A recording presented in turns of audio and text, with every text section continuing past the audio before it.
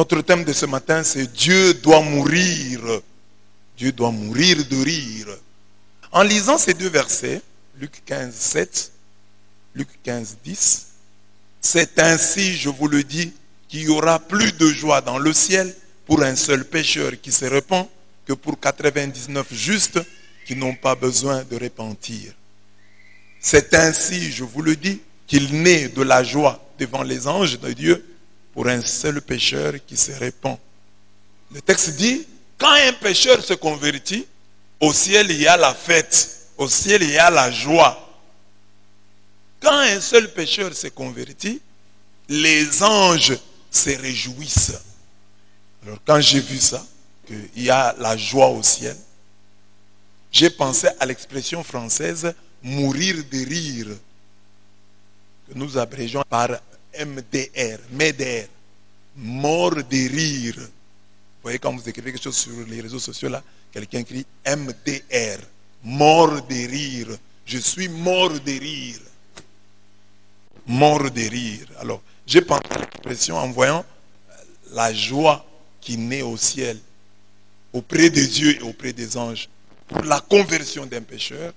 Alors, j'ai pensé à l'expression mourir de rire, qui signifie rire intensément. Je suis mort de rire, c'est-à-dire j'ai ri intensément.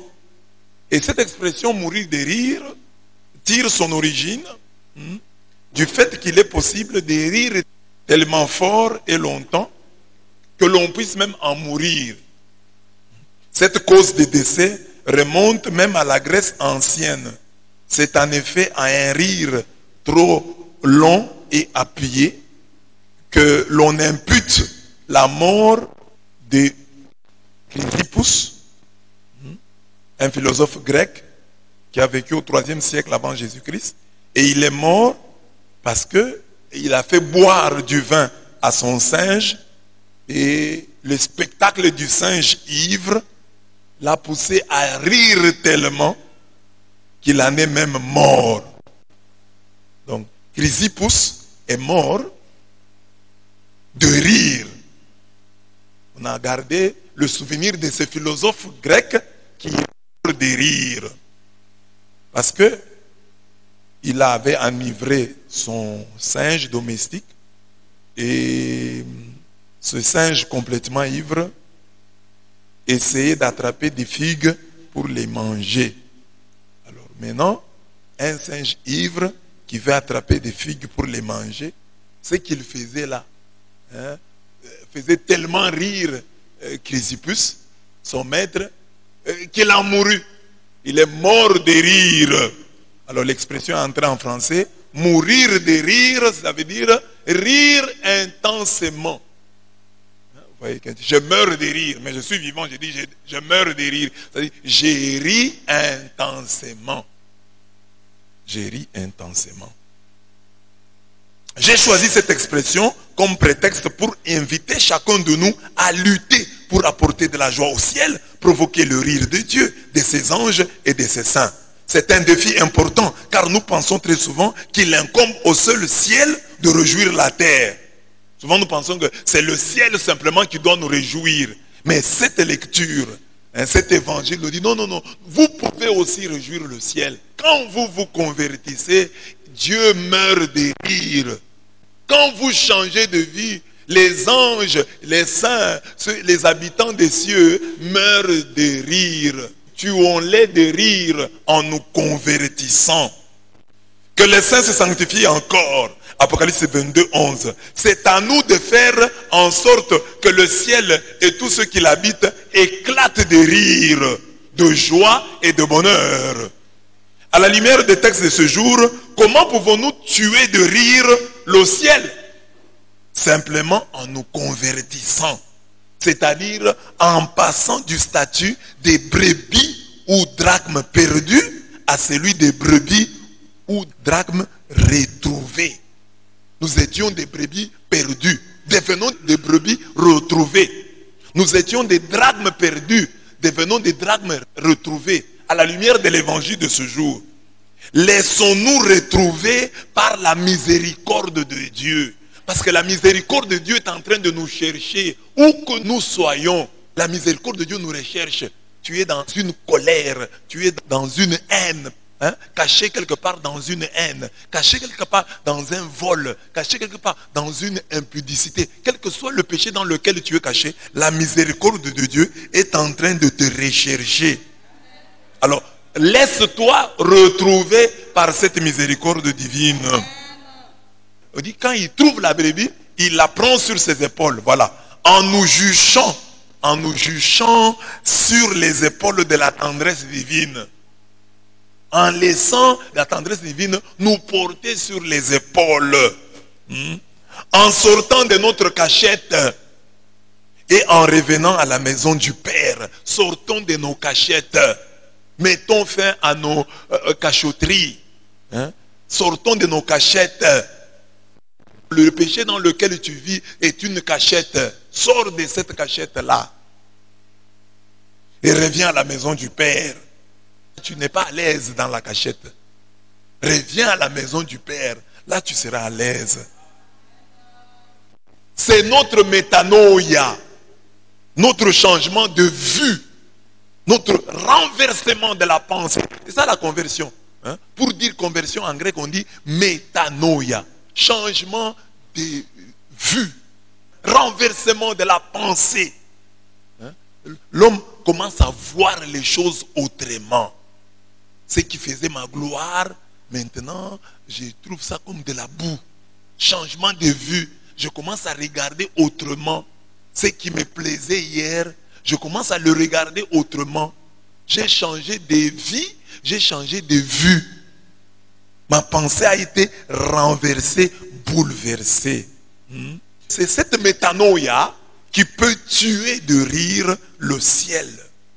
Qui peut pousser Dieu à mourir de rire, à rire intensément. C'est-à-dire qui peut faire la joie de Dieu. Ce matin, Dieu te dit, fais ma joie, convertis-toi.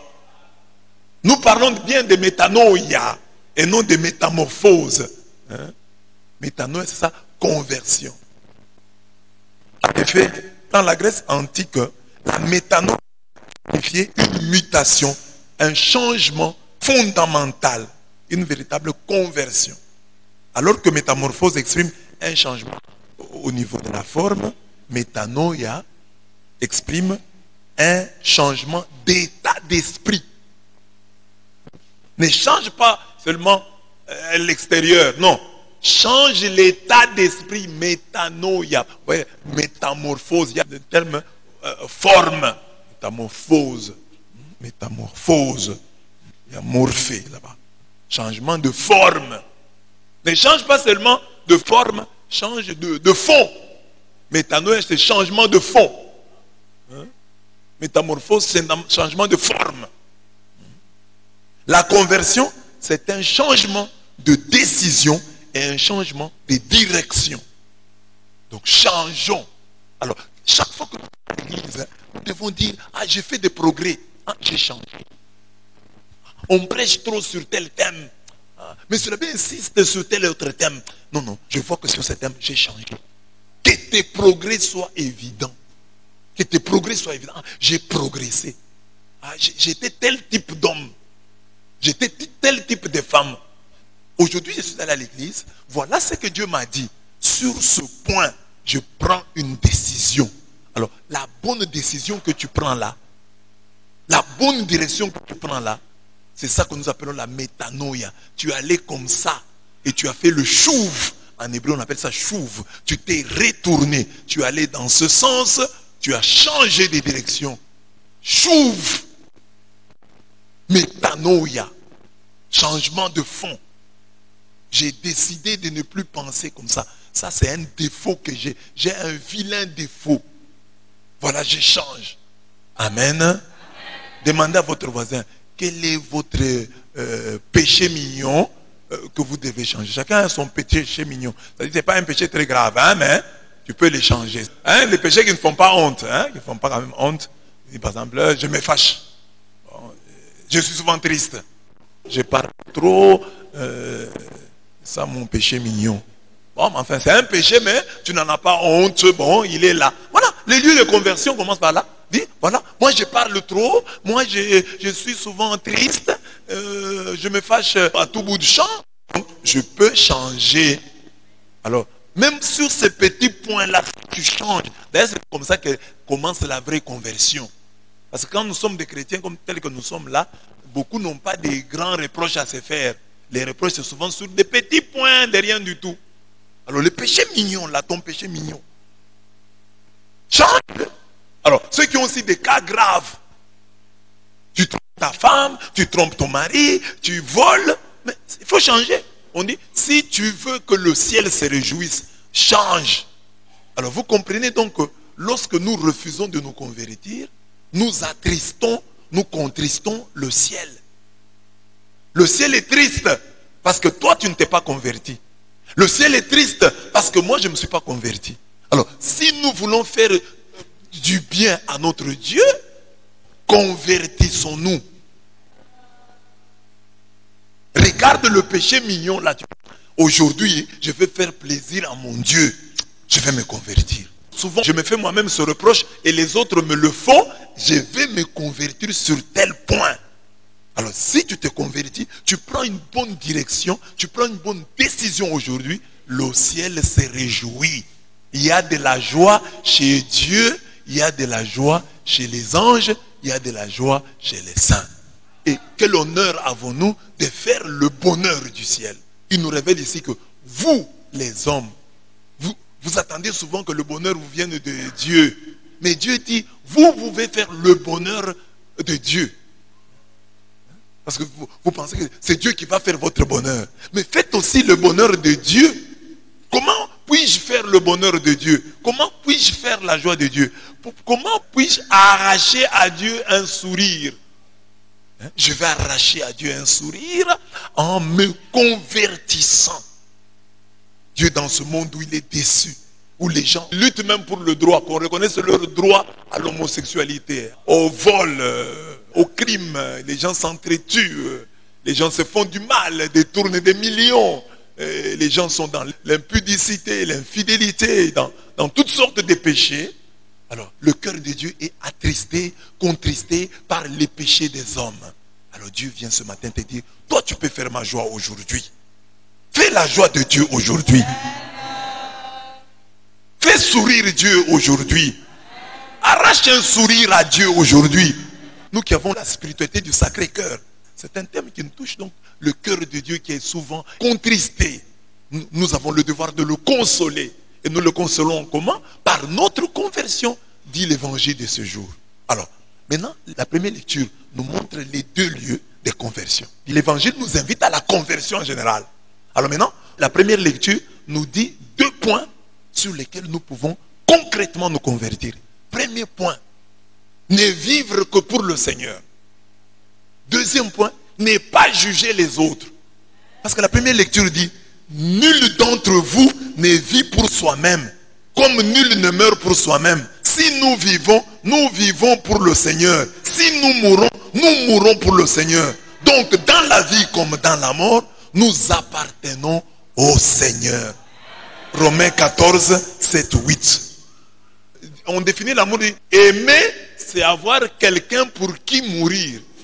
Les hommes vont vite à la mort. Mais je pense que aimer, c'est d'abord avoir quelqu'un pour qui on vit.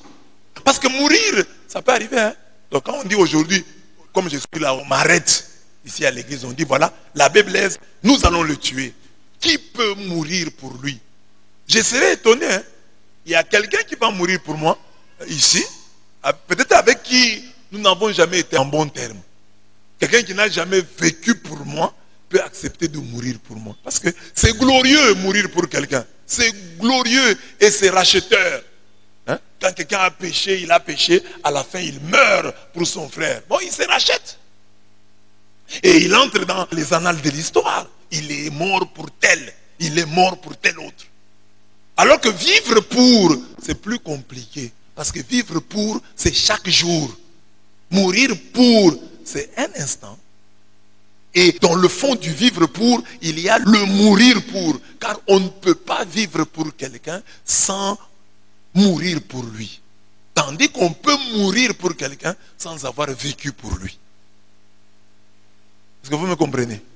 Donc, quand on vit pour quelqu'un, il y a à l'intérieur de ça les sacrifices. Mais le jour où on meurt, bon, je meurs pour l'abbé Blaise. Je peux mourir pour l'abbé Blaise alors que chaque jour dans ma vie ici, je le critique, je ne le soutiens pas. Mais un jour, on dit, voilà, qui peut mourir pour l'abbé Blaise? Moi. Vous voyez pourquoi 1 Corinthiens 13, 3 doute de certains martyrs. Qu'est-ce dit le texte? Quand je distribuerai tous mes biens en aumône, quand je livrerai mon corps aux flammes, si je n'ai pas la charité, cela ne me sert de rien. Donc, quelqu'un peut livrer même son corps aux flammes sans avoir l'amour. Quelqu'un peut distribuer tous ses biens sans avoir l'amour. Mourir pour Jésus. Bon, si on vient par exemple ici, hier là, nous avons passé notre journée sans vivre pour Jésus, mais aujourd'hui on vient ce matin. Qui va mourir pour Jésus? Quelqu'un par orgueil, d'autres par honte peuvent s'élever. Nous allons mourir pour Jésus. Alors que chaque jour ici, il ne vient pas à la messe à temps, il ne se confesse pas, mais ce jour-là il dit, je vais mourir pour Jésus. En fait, dans le fond, il veut ce jour-là mourir dans la gloire et se racheter, alors qu'il n'a jamais vécu pour Jésus. Le texte dit, si nous vivons pour le Seigneur, et si nous mourrons pour le Seigneur. Mais le texte commence par dire, nul d'entre vous ne vit pour soi-même, comme nul ne meurt pour soi-même. Ce texte signifie qu'il est aisé de mourir que de vivre pour son semblable. En effet, mourir pour l'autre est difficile, mais glorieux et racheteur. C'est un investissement à court terme. Vivre pour l'autre est aussi difficile, mais c'est un travail ingrat, un investissement à long terme. Mais qu'est-ce que signifie vivre pour le Seigneur? Vivre pour le Seigneur, c'est faire de lui sa raison de vivre, le but, l'objectif de sa vie. Vivre pour le Seigneur, c'est mettre tout en œuvre pour lui plaire, faire des pieds et des mains pour lui, remuer ciel et terre pour lui, lui consacrer tous ses efforts, lui consacrer toute son énergie. Si nous voulons qu'il y ait de la joie au ciel, si nous voulons tuer le ciel des rires, il nous faut appartenir totalement au Seigneur, être à lui 24 heures sur 24. Tu veux réjouir le ciel? Vis pour Dieu. Vis pour Jésus-Christ. Entre dans la pro-existence. Jésus est venu sur terre. Il a vécu pour nous et il est mort pour nous. Il n'est mort pour nous que parce qu'il a vécu pour nous. Alors il nous invite à faire de même. Vivez pour moi. Consacrez-vous à moi. Soyez en moi 24 heures sur 24. Soyez en moi. Consacrez-vous à moi. Amen. C'est ça. Vivre pour Jésus. Est-ce que ta vie est-elle consacrée au Seigneur? Demande à ton voisin. Ta vie est-elle consacrée au Seigneur? À qui, à quoi est-ce que tu te donnes à 100%? Tu as 100% d'énergie. Et les 100% de ton énergie est consacré à quoi? Il y a des chrétiens ici, on peut trouver, à Dieu, ils ne consacrent même pas les 2% de leur énergie. Même pas les 3% de leur énergie. 100% d'énergie. Tu consacres combien à Dieu? C'est ça. Vivre pour Jésus. Je lui consacre combien de pourcentage de mon énergie, de ma force, de mon intelligence, de mes efforts. Tu ne vis pas pour Dieu et tu dis qu'un jour tu vivras au ciel. Ne peut entrer au ciel que celui qui a fait et qui fait la joie du ciel. Aujourd'hui on nous dit, nous ferons la joie du ciel si nous nous convertissons. Se convertir c'est quoi? C'est vivre pour Jésus. Vivre pour lui. Et vivre pour lui, c'est quoi? C'est consacrer à lui totalement. Lui consacrer toute notre vie, toute notre intelligence. Deuxième point. Quels sont les lieux de conversion? Après la proexistence, exister pour Jésus. Après cette proexistence, il faut donc entrer dans le non-jugement. Il faut suspendre tout jugement. Ne juge pas les autres. Mais toi, pourquoi juger ton frère? Et toi, pourquoi mépriser ton frère? Tous, en effet, nous comparaîtrons au tribunal de Dieu. Car il est écrit, par ma vie, dit le Seigneur, tout genou devant moi fléchira et toute langue rendra gloire à Dieu. C'est donc que chacun de nous rendra compte à Dieu pour soi-même. Les jours où tu passes devant le tribunal, on ne te demandera pas de rendre compte pour moi. Tu rendras compte pour toi-même. Ne va pas dire, oh non Seigneur, moi je pouvais bien vivre, mais c'est la Blaise. Moi je pouvais bien vivre, c'est elle. Non, non. Chacun rendra compte pour lui-même. Pourquoi juger ton frère? Et toi, pourquoi mépriser ton frère? Dans le jugement, il y a toujours le mépris. Tous nous comparaîtrons. Nous tous nous passerons devant le tribunal de Dieu. Car il est écrit, par ma vie, dit le Seigneur, tout genou fléchira devant moi. Et toute langue rendra gloire à Dieu. Comme on le voit, Paul reprend ici un des enseignements du Christ. Ne jugez pas et vous ne serez pas jugés. Ne condamnez pas et vous ne serez pas condamnés. Remettez et il vous sera remis. Jésus et ses apôtres ne militent pas pour la disparition des tribunaux. Quand Jésus et Paul disent ne jugez pas, ils ne militent pas pour la disparition des tribunaux. Non, non. Mais ils s'attaquent à notre vie quotidienne. Faites des jugements prématurés contre nos frères et sœurs. Pourquoi la Bible nous interdit-elle de juger le prochain? Car juger, c'est se comparer à l'autre et se donner ainsi une bonne conscience.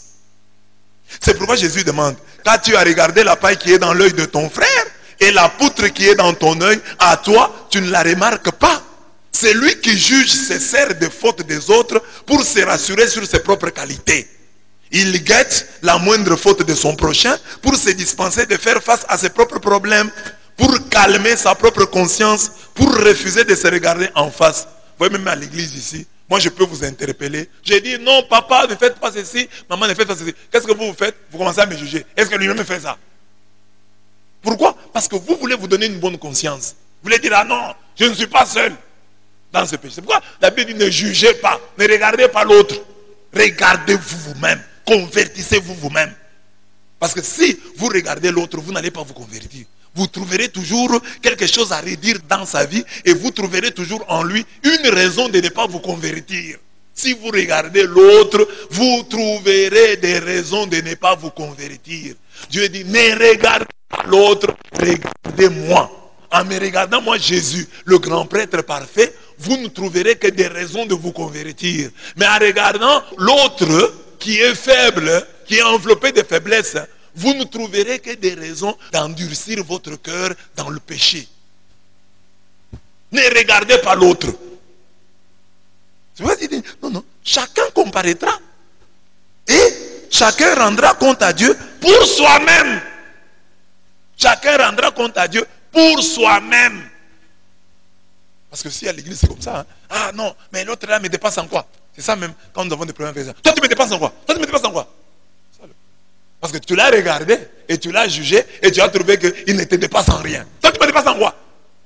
Toi tu me dépasses en quoi? C'est ça le jugement. Nous jugeons les autres en fait pour nous disculper. Souvent nous jugeons les autres pour nous disculper. Enfin, nous les condamnons pour dire, bon, nous ça va quand même, nous ça va quand même. Eux exagèrent.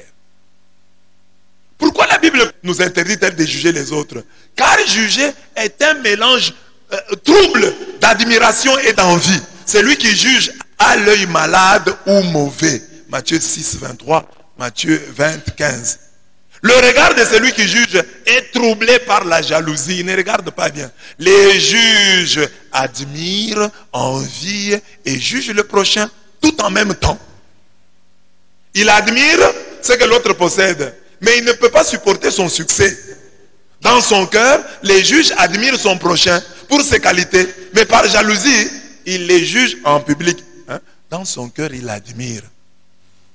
Dans son cœur, il admire. Mais par jalousie, il le condamne en public. Il trouve à redire sur ses qualités. Il trouve bien que non, il est intelligent. Mais il va chercher une petite bête pour pouvoir noircir cette qualité, cette intelligence. Alors, regarde souvent, les gens que tu juges, ce sont les gens que tu jalouses. Oui. Quelqu'un qu'on ne jalouse pas, on ne les juge pas.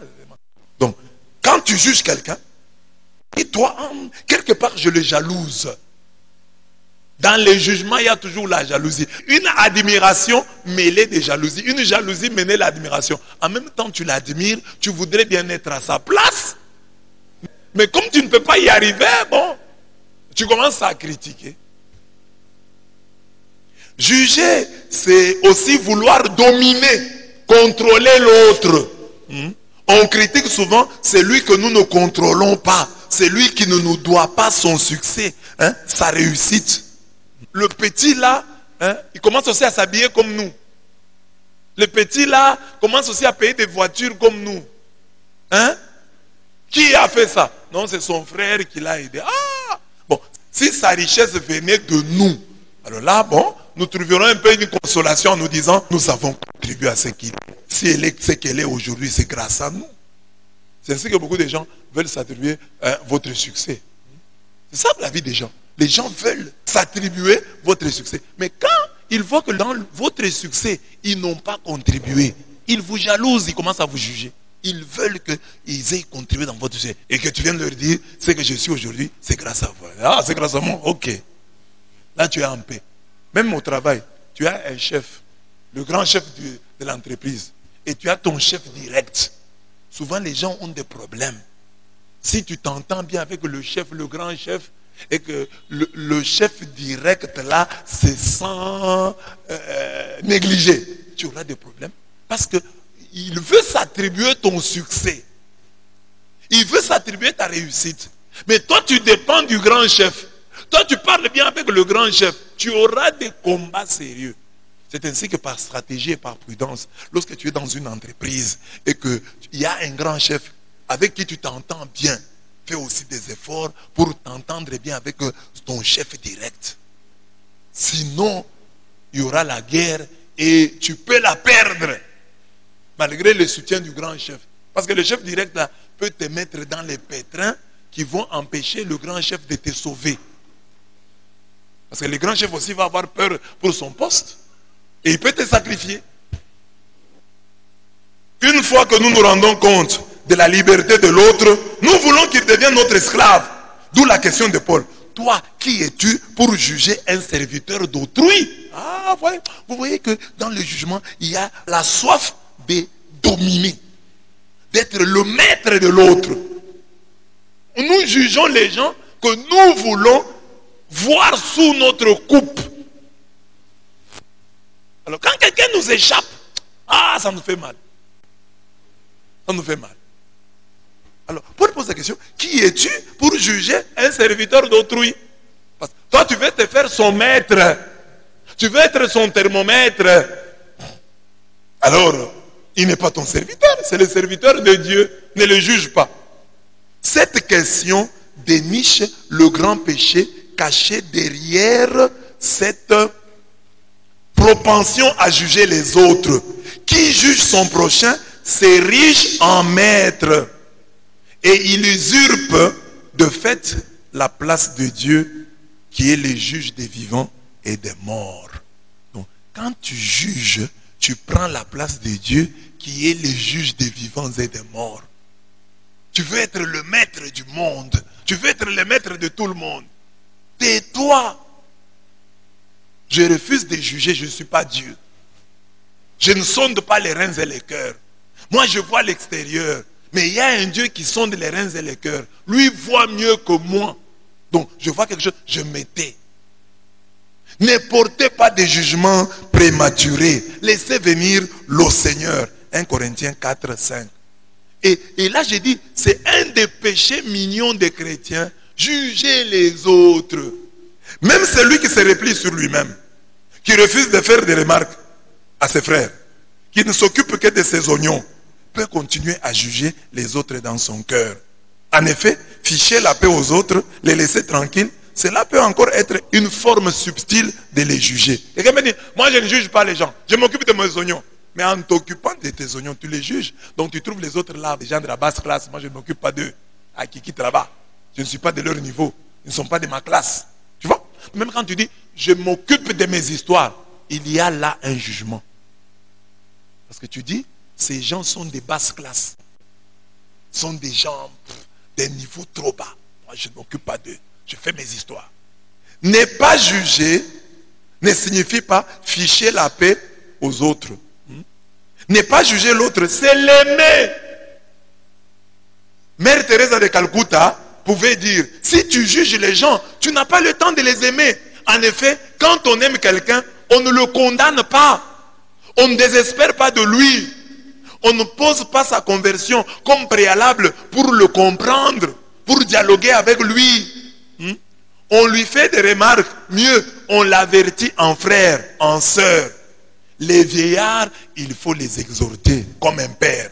Les jeunes gens comme des frères. Les femmes âgées comme des mères. Les jeunes comme des sœurs en toute pureté. 1 Timothée 5, 1. Ne pas juger l'autre, c'est le reprendre avec larmes. Acte 20, 30. Reprendre l'autre avec larmes, pas avec joie. Non, Christian, pourquoi tu as fait ça? Donc les larmes coulent. Je suis déçu par ton comportement, mais je ne te hais pas. Voilà mes larmes d'amour. Pourquoi tu as fait ça? Je ne pose pas la question pour te condamner, pour te crucifier, mais parce que tu m'as déçu, parce que j'ai mal. Avec larmes. Et là, je suis capable de te dire à toi. Mais quand les autres viennent, je me tais, je dis non. Il ne faut pas que les autres entendent ça. Ça, c'est entre nous. Amen. Voilà. Aujourd'hui, l'interpellation du Seigneur, il dit, tu es le ciel de rire. Comment? En vous donnant totalement, en ne vivant que pour Jésus. Comment? En ne jugeant pas les autres. Cessez de juger les autres. Et faites quoi? Aimez-les. Aimez Dieu.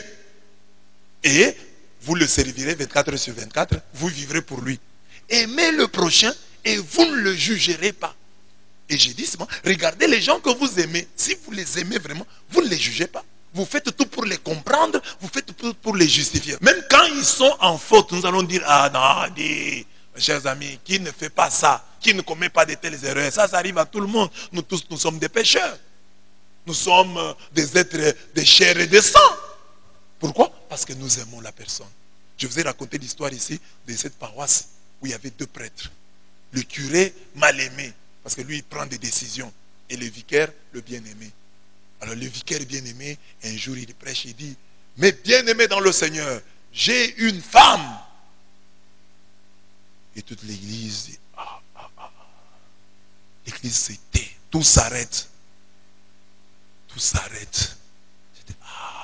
Notre vicaire ici, il a une femme. Bon, dans les cœurs, hein. Aïe, bon. Et les gens déjà comprennent, bon, ça va. C'est un homme. Alors après, il dit, j'ai une femme. Et cette femme, c'est la Vierge Marie. L'église acclame. Waouh. Tout le monde.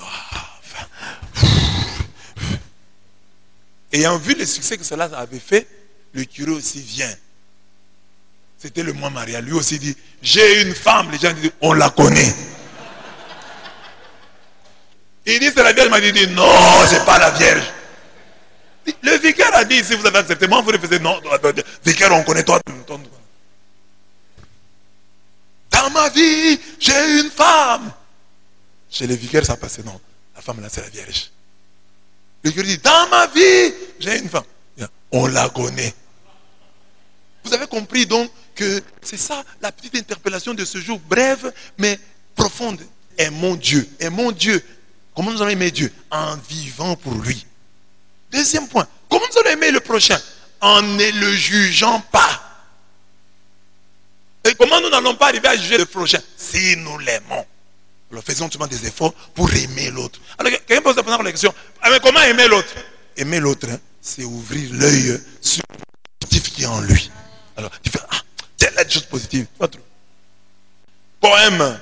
Lisons. Le ciel rit aux éclats. Le ciel meurt de rire. Lorsque pensant à l'avenir, l'homme fait un pas vers le véritable absolu en changeant de vue. J'avais pris des décisions. J'ai changé de direction. Je chasse sans préavis toutes mes vilaines envies. Je sors de ma cachette et mon Dieu fait la fête. J'ai fait de la pourriture ma quotidienne nourriture. Vautré dans la saleté, j'ai vécu dans la duplicité. Tournant les dos à Épicure, je crache sur mes vomissures. Ils veulent mourir pour toi, je préfère vivre pour toi. On meurt en un instant, on vit à tout instant. Tu es l'unique raison de vivre, dont mon cœur s'enivre. Comme le dit l'apôtre, je cesse de juger les autres. Je ne suis ni leur maître, ni leur thermomètre. Seigneur, tends-moi ta main, je suis aussi dans le pétrin. J'ai des problèmes malgré mon baptême. Je vis dans l'hypocrisie malgré mes eucharisties. Je parle de Dieu, mais j'énerve les cieux. Je n'ai pas leur sainteté, je t'offre ma sincérité. Je n'ai pas leur innocence, je t'offre ma repentance. Je n'ai pas leur éloquence, je t'offre mon silence. Alors j'ai dit ici, je vais expliquer. Donc, tournant le dos à Épicure. Qui est Épicure? C'est un philosophe de l'Antiquité grecque. C'est le chantre du Carpe Diem. Carpe Diem qui signifie cueille le jour. Et qui invite donc à profiter de l'instant présent sans penser à sa mort future. Donc, Épicure voulait éviter toute douleur. Il dit non, au lieu de penser qu'un jour je vais mourir, non, profite du temps présent. Carpe diem. Alors, beaucoup de gens ont mal interprété le carpe diem. Mal interprété, le carpe diem a fait qu'épicurien est devenu un mot pour désigner celui qui recherche le plaisir. C'est dans ce sens que j'emploie ici, tournant les dos à Épicure, connu comme les chantres du plaisir. Cette fille est une épicurienne, c'est-à-dire elle aime beaucoup le plaisir. Parce que Épicure a prêché le carpe diem. Carpe diem qui est une phrase d'Horace. C'est Horace qui a dit carpe diem. Mais cette phrase d'Horace a été récupérée par Épicure. Alors Épicure en a fait le principe fondamental de sa philosophie. Carpe diem, cueille le jour, profite du temps présent. Voilà. Prière. Première requête. Seigneur Jésus, j'ai toujours demandé que ta main tombe du ciel et réjouisse mon cœur. Je veux aujourd'hui, par ma sincère conversion, faire monter ma main au ciel, te faire rire et faire rire les anges et les saints. Seigneur Jésus, je refuse d'attendre le jour de mon martyre, de mon témoignage, pour mourir pour toi. Je veux t'appartenir, vivre pour toi chaque jour de ma vie, monter et descendre pour toi. Aide-moi et ne permets pas que les hommes et les choses de ce monde volent ta place en mon cœur. Seigneur, change mon cœur. Je ne veux plus juger les autres. Je veux les aimer. Voir les biens qu'ils font plus que les mal dont je les soupçonne. Ouvrir mes yeux sur leur qualité et les fermer sur leurs péchés, vrais ou supposés. Parler aux hommes de leur qualité et te parler avec l'arme de leurs défauts.